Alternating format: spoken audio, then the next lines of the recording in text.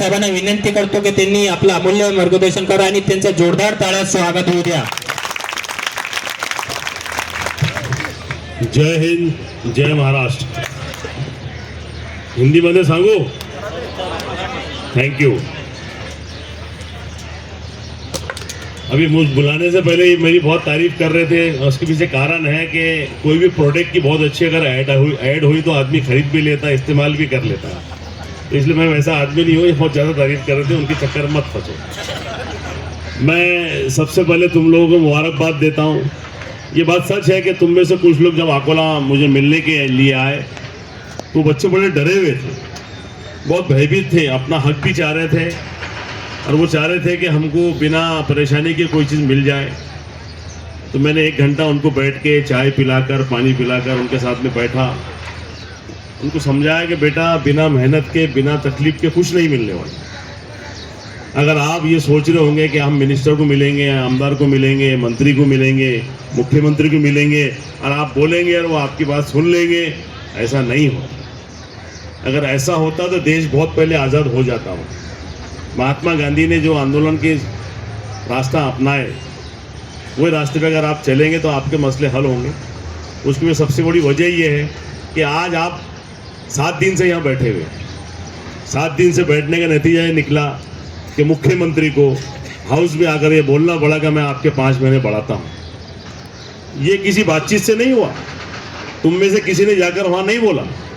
यही बात मैंने उस दिन अकोला में बोली थी बच्चों को कि आज तुम अकोला में जमा हो जाओ, तुमको देख के बाजू के जिले के लोग जमा होंगे, जिले को जिला देख के जमा होगा और एक दिन ये समय आएगा कि तुम आज़ाद मैदान में बैठेंगे और मुख्यमंत्री हाउस में तुम्हारी दखल लेगा.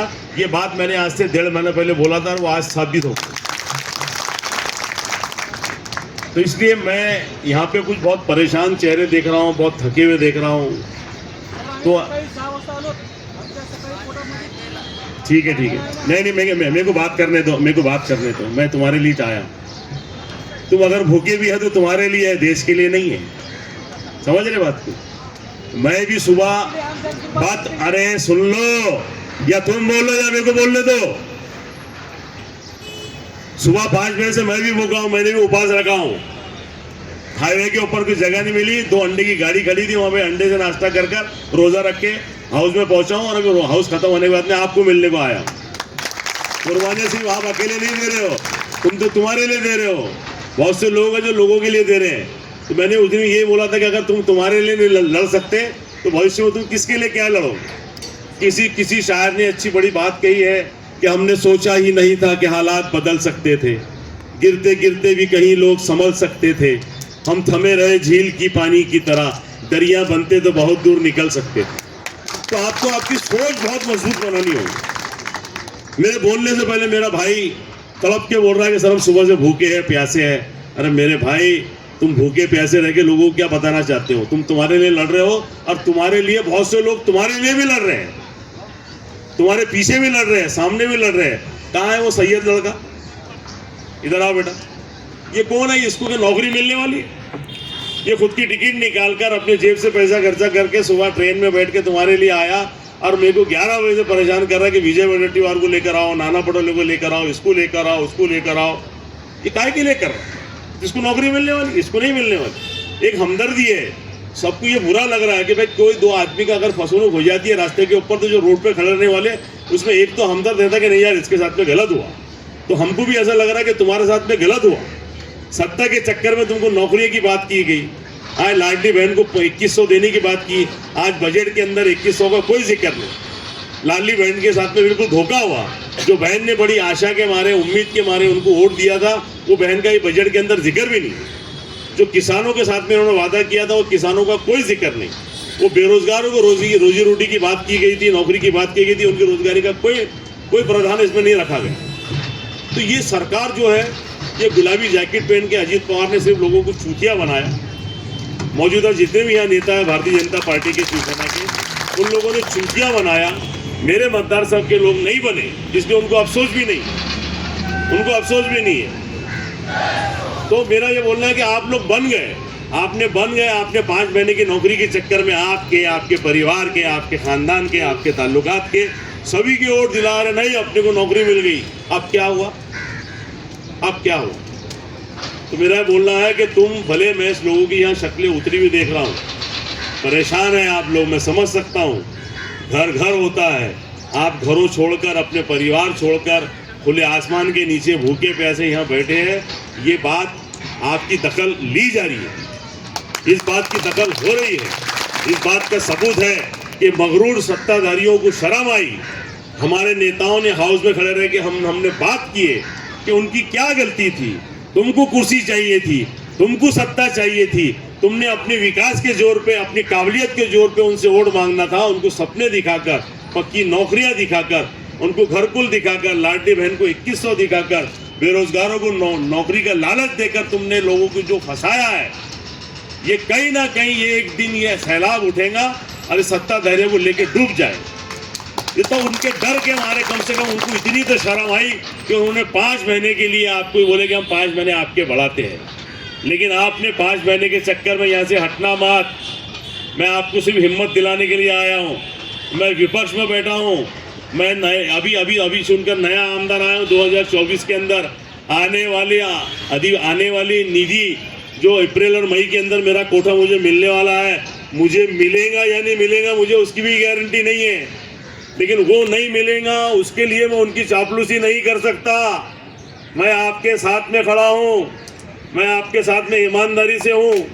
जब भी आप उसका आवाज़ देंगे, मैं जो भी हूँ, मेरी आवाज़ जितनी भी पहुँचा सकता मैं उतनी पहुँचाने की कोशिश करूँगा। कि मेरा मानना है कि आदमी अकेला आदमी कभी जंग नहीं जीत सकता। जंग जीतता आदमी टीम वर्क से, एक दूसरे के साथ से। आप इतिहास उठा के देख लो, कभी किसी अकेले इंसान ने जंग नहीं जीती। जंग जीतता आदमी टीम वर्क से, एक दूसरे की हिम्मत से। तो इसलिए आप लोग बढ़िया, बिल्कुल ये भाषण खत्म होने के बाद में यहाँ स्टॉल होगा। यहाँ पानी की व्यवस्था भी हम लोगों ने की हुई है। जावेद जकरिया साहब बैठे हैं मेरे सामने। ये मेमन बिरादरी के, जो कच्ची मेमन बिरादरी आती है ना, उनके अकोला के शहर के अध्यक्ष और पूरी ऑल इंडिया मेमन बिरादरी ने यहाँ पर पानी का व्यवस्था करी हुई है। तो ये अपने हक का पानी है, किसी के बाप का नहीं है। जितना पानी इस्तेमाल करना है करो।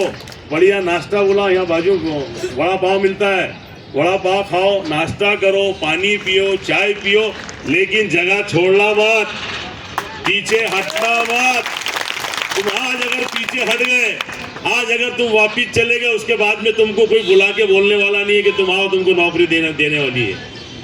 यहाँ पर मुझसे पहले मेरे साथ में जो बैठे बालाजी पाटिल साहब, अनूप चौहान साहब, ये जो नेतृत्व कर रहे हैं आपका, मैं आपका नेतृत्व नहीं कर रहा। मैं सिर्फ आपको रास्ते में चलते चलते एक बात बताने आया हूँ।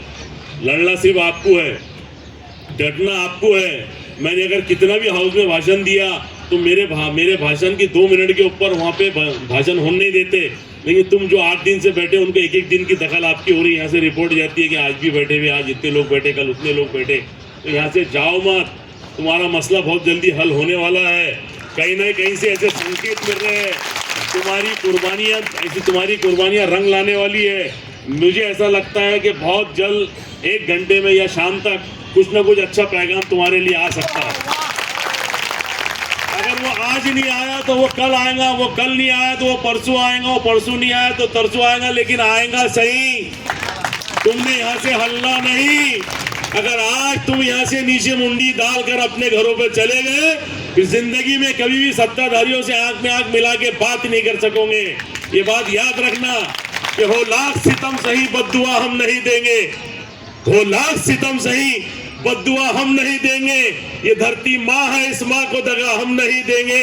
हमें तो जगाना है सिर्फ नींद में सोने वालों को, जिनके दर खुले हैं उन्हें दस्तक नहीं देंगे।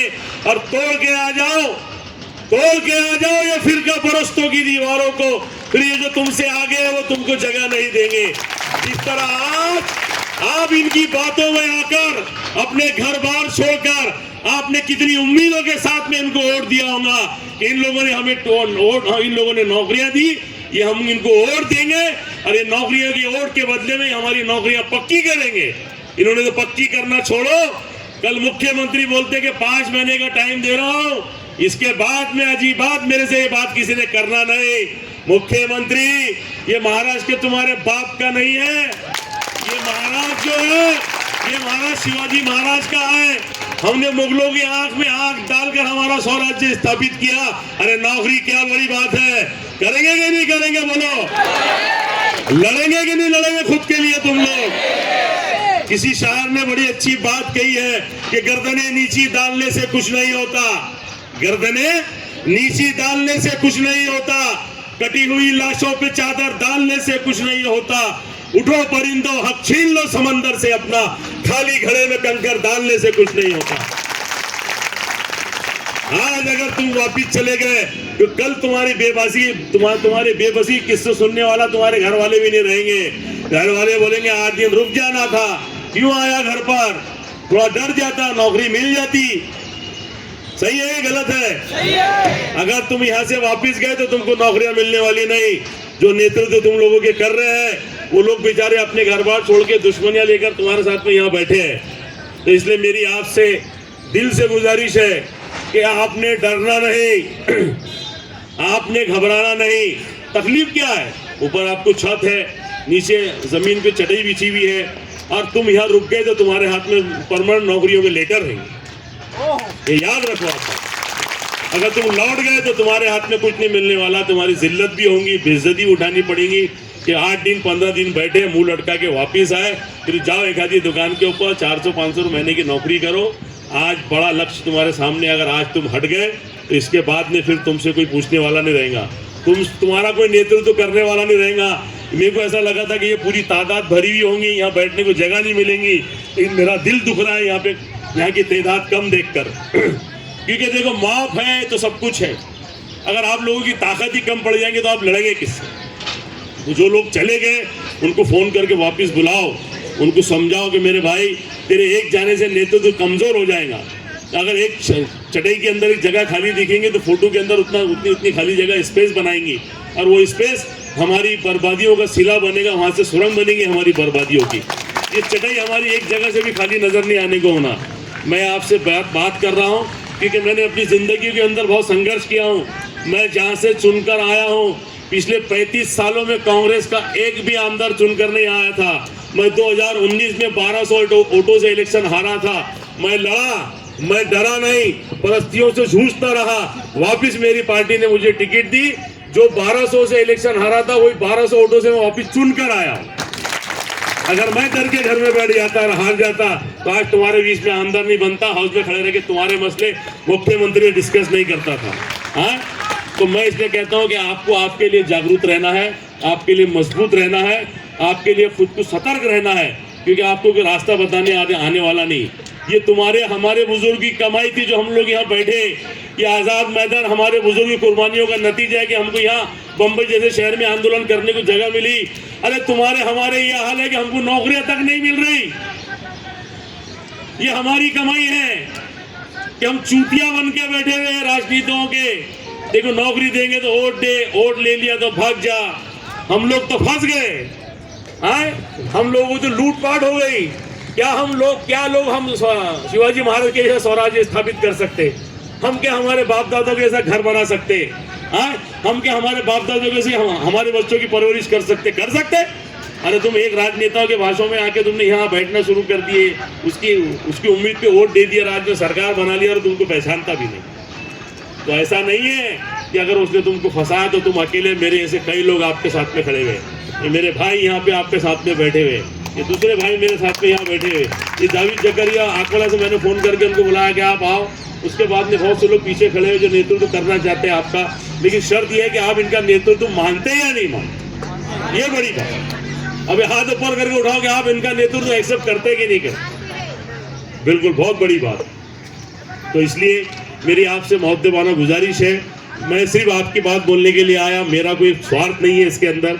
मेरे जिले के जितने भी बच्चे नौजवान यहाँ पे होंगे जो मेरी आवाज़ सुन रहे होंगे, मैं उनको बोलने को आया बेटा कि अगर कोई चीज़ की जरूरत पड़ी तो मैं 8 दिन तक यहाँ पर हूँ। कोई भी चीज़ की जरूरत पड़ी तो आप मुझे बोलो। कुछ अच्छा अगर आपको खाने का होगा, भाई आज शाम को हमको बिरयानी बनाना है तो वो भी बोलो, मैं उसका भी इंतजाम कर दूंगा। लेकिन यहाँ से जाना मत। एक कसम खाओ कि नौकरी का लेटर लेकर ही यहाँ से जाएंगे। अगर ये सत्ताधारियों ने अगर हमारी बात आजाद मैदान पे बैठ के नहीं सुनी तो मैं तुम्हारा नेतृत्व करूंगा एक दिन के लिए। लेकिन मुझे हिम्मत वाले लोग चाहिए। मैं भीख नहीं मांगता सत्ताधारियों से। मैंने आज तक आंदोलन नहीं करा, मैंने आंख पे आंख डाल के तो बैठा हूं। 27 केस है मेरे ऊपर प्रशासन के। 27 केसों के अंदर अकोला महानगर पालिका में विरोधी पक्ष नेता रहा हूं। मैंने कमिश्नर की 2 बार गाड़ी फोड़ा हूं। मैंने पालक मंत्री की लाल बत्ती निकाल के फेंका हूं। मैं उग्र आंदोलन करता हूं। मैं ऐसे आंदोलन नहीं करता हूं जैसे तुम कर रहे हो, और तुम इसमें भी थक गए। तुम इसमें मुंडिया दाल के नीचे बैठे हुए। मैं आप अगर तुमको मैं तुमको एक ही दिन के लिए नेतृत्व तो करूंगा, लेकिन मेरे साथ में जेल में जाने की तैयारी रखना, मेरे साथ के अंदर हाथ पांव तुड़ाने की तैयारी रखना, पुलिस की लाठियां खाने की तैयारी रखना, कि मैं आंदोलन यहाँ नहीं करूंगा, मैं तुम्हारा आंदोलन विधान भवन के सामने करूंगा। एक भी मंत्री की गाड़ी अंदर नहीं जाने देंगे। हम रोड के ऊपर सो जाएंगे, कोई मुख्यमंत्री की गाड़ी विधान भवन तक जाने देंगे जब तक हमारे मसला नहीं होंगे। लेकिन ये कब? ये आखिरी के दिन। पहले तुम कर लो, और जब तुम बोलेंगे भाई नहीं जमता, तो तुम्हारे लिए मैं लाठी खाने के लिए तैयार हूं, मैं मार खाने के लिए तैयार। मुझे आप लोगों ने बुलाया, इतनी देर बर्दाश्त किया, उसके लिए मैं आपका बहुत बहुत शुक्रिया अदा करता हूं। और मैं आप लोगों से फिर से एक बार रिक्वेस्ट करता हूं कि कसम खुदा की आप इस बात का यकीन करो कि अगर आप यहाँ डट गए तो मैं यकीन दिलाता हूं कि आप अपनी नौकरियां लेकर जाएंगे। अगर आप यहाँ से डर गए तो भी जिंदगी भर ना तुम्हारे घर में तुम्हारी इज्जत होगी, ना तुम्हारे मोहल्ले के बैठ के जो चाय भी तुम चाय पीते होंगे, जो चौक पे तुम उठते बैठते होंगे, पान पट्टी वाला भी तुम कल से उधार देना बंद कर देगा कि तू खुद की नौकरी नहीं ला सकता तो पान पट्टी में पान क्या उधार तेरे को मैं, समझ रहे। और मेरी बहनों से इतना ही कह रहा हूँ, बहनों ये जवान बच्चे हैं हमारे, मैं हमेशा देख रहा हूँ स्कूलों के अंदर सबसे ज़्यादा अटेंडेंस, सबसे ज़्यादा ड्रामों के अंदर एक्टिंग करने वाली, पार्टिसिपेट करने वाली मुझे महिलाएं लड़कियां नजर आती हैं। तो अगर हमारे नौजवान बहक रहे हैं तो मेरी लाडली बहनों से कहता हूँ कि भाइयों को संभाल लेना, हाँ, इनको जाने मत देना कहीं बिल्कुल भी। बहुत जल्दी तुम्हारे अंधेरे का सुबह होने वाली है। अंधेरा बहुत हो गया, इस बात की अलामत है कि आपकी सुबह की किरण फूटने वाली है और आप लोग नौकरियों को लेटर लेके खुशी खुशी आपके घर जाने वाले हैं। मैं फिर से एक बार आप सब लोगों का शुक्रिया अदा करता हूँ। मुझे बुलाया, मेरे साथ में मेरे भाई जावेद जकरिया को बुलाया, हमारा मान सम्मान किया, इसके लिए मैं आपका शुक्रिया अदा करता हूँ। मैं 1 हफ्ता पूरी तरह बॉम्बे के अंदर यहाँ हूँ। मैं जब तक भी हूँ आपके साथ में हूँ। मुझे कभी भी आवाज़ दो, मेरा एक प्रतिनिधि करके सैयद करके रात दिन आपके साथ में यहाँ रहेगा, आपके साथ में उठेगा बैठेगा। वो मेरी आंखें आपके साथ में लगी हुई है, जो हमेशा मुझे बताते रहेंगे आपके साथ में क्या कर रहे क्या नहीं। लेकिन एक बार मुझसे वादा करो आज तक आप डरेंगे नहीं, नहीं हाथ उठा के बताओ कि आप घर जाएंगे नहीं। तुम्हारे लिए इससे हमारा कोई फायदा नहीं है। हमको सीधी सी बात भी आई कि साला हमारे भाई को चूतिया बनाए, मेरी बहन को एड़ा बनाए, लेकिन नौकरी देगा। अब तू नौकरी नहीं देगा तो गद्दी पे भी नहीं बैठेगा इंशाल्लाह। साबित खान बदन साहब तुम्हारे